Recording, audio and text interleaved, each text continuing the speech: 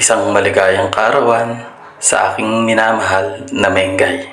Sabi ko nga, may babae pa bang katulad ni Mengay?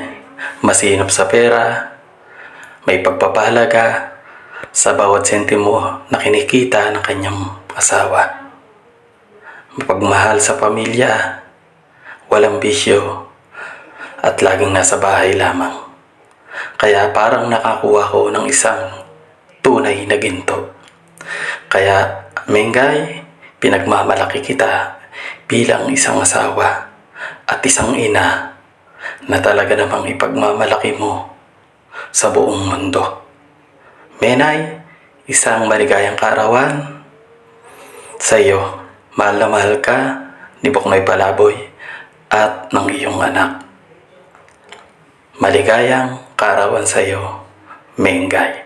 Mapagpalang umaga sa iyo at maraming biyaya ang dumating at bigyan ka pa ng maraming kaarawan dahil maraming nagmamahal sa iyo, Mengay.